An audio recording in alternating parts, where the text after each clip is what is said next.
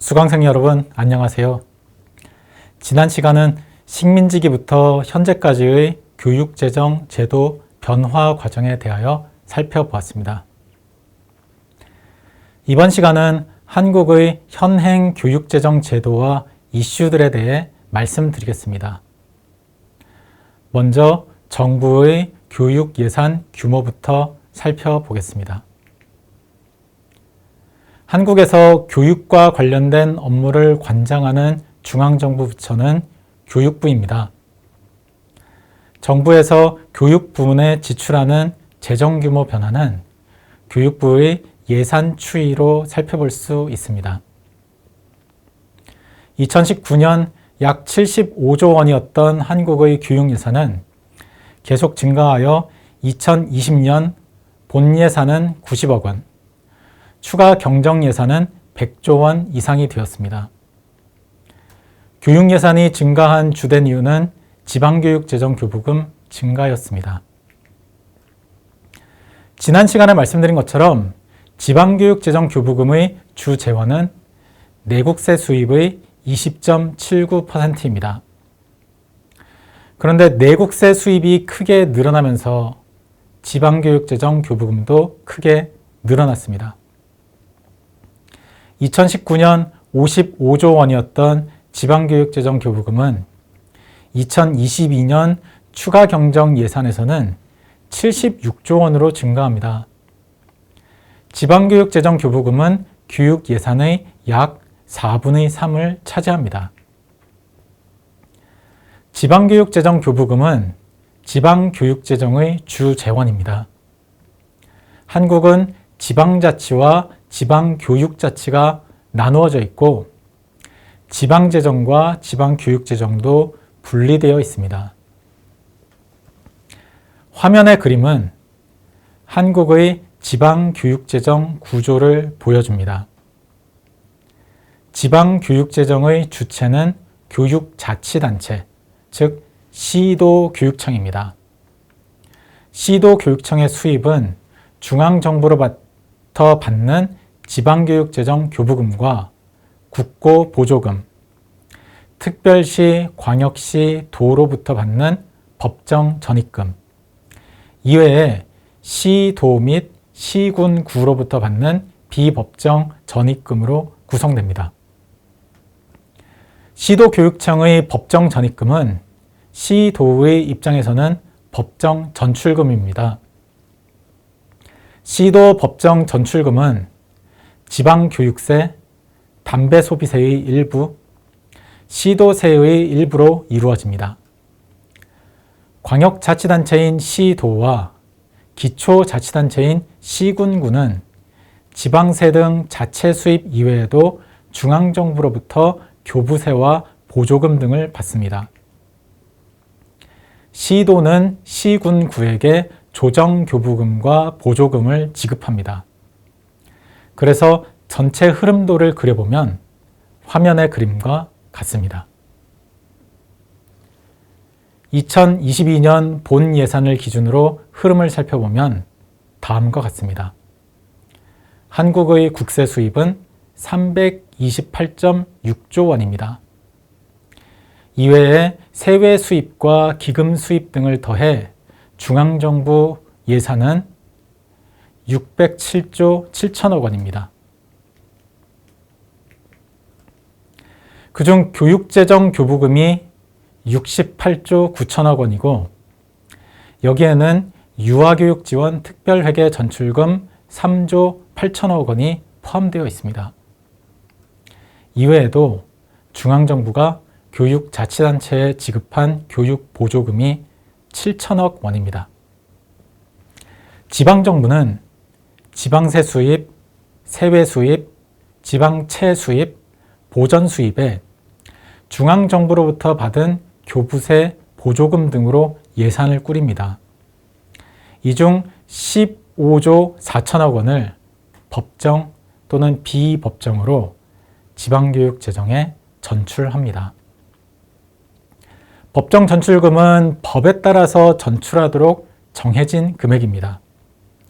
비법정 전출금은 반드시 지급해야 하는 금액은 아니지만 지방정부의 정책 수요 또는 교육청과의 협의에 따른 사업을 지원하기 위해 지출하는 금액입니다. 지방정부, 즉 지방자치단체의 교육재정 지원은 종종 일선 학교에 대한 교육경비 보조금 형태를 띠기도 합니다. 지방교육재정은 중앙정부 교육재정 교부금, 교육보조금, 지방자치단체 전출금 이외에도 자체 수입이 있습니다. 이를 다 더하면 지방교육재정 예산이 되고 2022년 당초 예산 기준 82조 7천억 원이었습니다. 지방교육재정의 최근 급격한 확대는 지방교육재정 교부금의 증가가 주도하고 있습니다. 파란색 막대가 지방교육재정 교부금 규모입니다. 2013년부터 2015년까지 40조 원 정도로 큰 변동이 없었던 지방교육재정 교부금은 2016년부터 2019년까지 60조 원 수준으로 빠르게 증가합니다. 코로나19의 영향으로 내국세 수입이 감소하면서 2020년에는 줄어들었지만 이후 내국세 수입이 급증하며 2022년까지 다시 80조 원 수준으로 빠르게 증가합니다. 같은 기간 동안 학령 인구는 오히려 감소했습니다.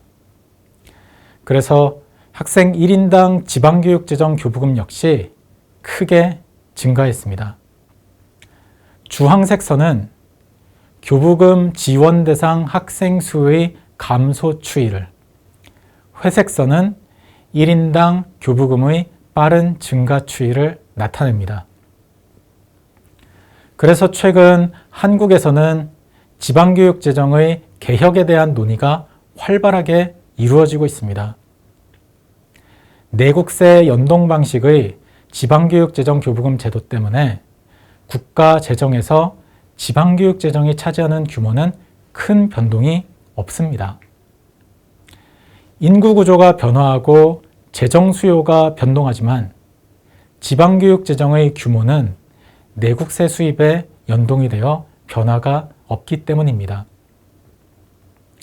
전체 규모는 경제 성장에 따라 증가하지만 학령 인구는 오히려 감소하면서 학령 인구 1인당 교육재정 지원 규모는 큰 폭으로 증가하고 있습니다.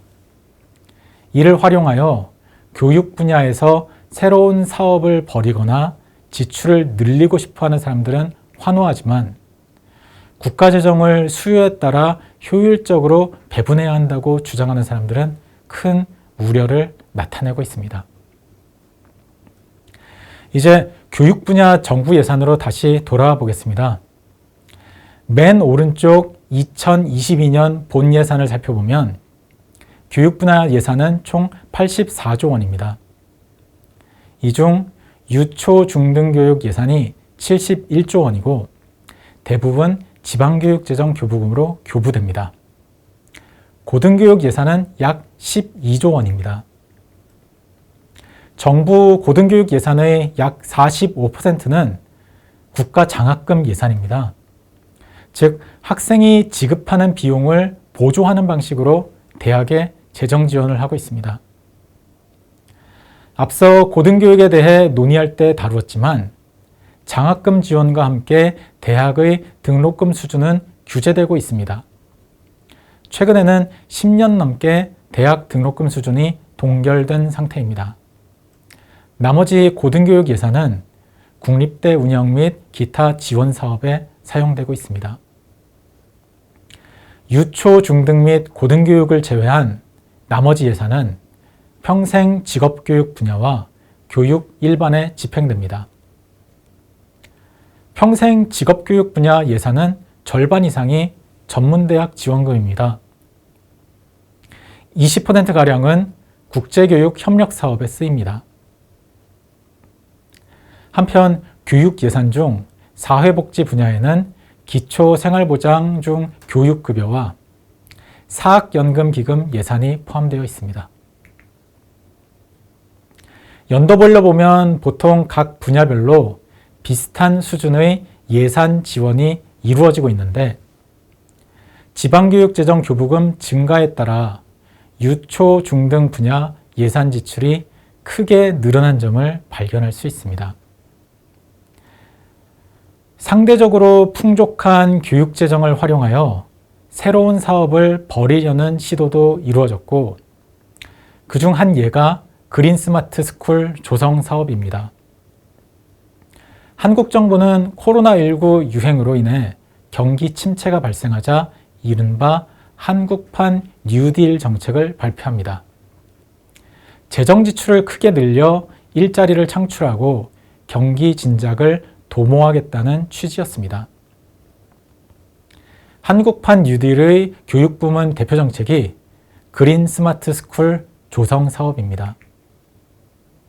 학교를 제로 에너지 친환경 그린 스쿨로 바꾸고 이 과정에서 디지털 기반의 스마트 스쿨 모형을 결합하여 융합 뉴딜 방식의 미래형 그린 스마트 미래 학교로 바꾸겠다는 정책이었는데 학교 건물과 시설의 개축 및 리모델링 사업이었습니다. 공간 혁신, 그린 학교, 스마트 교실, 학교 시설 복합화 등을 내세웠습니다. 이 사업은 2021년에 시작해서 2025년까지 5년간 2126동의 학교 건물을 개축 또는 리모델링합니다. 국고로 30%를 지원하고 시도교육청의 지방교육재정에서 나머지 경비를 댑니다. 2021년 첫 해 예산은 943억 원이었고 2022년에는 5,194억 원이 쓰였습니다. 2023년에는 예산이 8,016억 원으로 늘어날 계획이고 이후 2024년과 2025년에는 각각 7천억 원가량 예산이 집행될 것으로 예상되고 있습니다. 지금까지 최근 한국의 교육재정에 대해 정리해 보았습니다. 최근 한국 교육재정에서 가장 큰 이슈는 지방교육재정 교부금 제도의 개혁입니다. 학령 인구가 감소하고 있음에도 불구하고 초중등 교육을 지원하기 위한 지방교육재정 교부금은 크게 증가하고 있습니다. 재정 수요와 무관하게 내국세 수입이 20.79%가 지방교육재정 교부금으로 집행되기 때문입니다.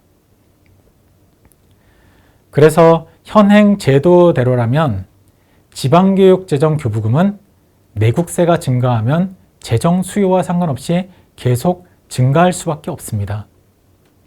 이 제도를 어떻게 합리적으로 개선해야 할지에 대한 다양한 의견이 논의되고 있습니다. 교육재정이 크게 늘어나면서 이를 다양한 신규 사업에 활용하려는 시도도 계속 이루어지고 있습니다. 한 가지 예는 그린 스마트 스쿨 조성 사업입니다. 5년 동안 학교 건물 개축과 리모델링을 통해 그린 스마트 스쿨을 조성하고 이 사업의 추진을 통해 일자리 창출 효과도 얻겠다는 의도가 있었습니다. 실제 성과에 대해서는 추후 평가가 필요하겠습니다. 한편 우리나라 고등교육 예산은 45%가 학생들이 납부하는 등록금에 대한 국가 장학금을 지급하는 사업 예산입니다. 국가에서 장학금을 지원하면서 대학 등록금 수준은 10년 넘게 동결된 채로 규제되고 있습니다. 다음 시간에는 한국의 지방교육자치제도에 대해 살펴보도록 하겠습니다. 감사합니다.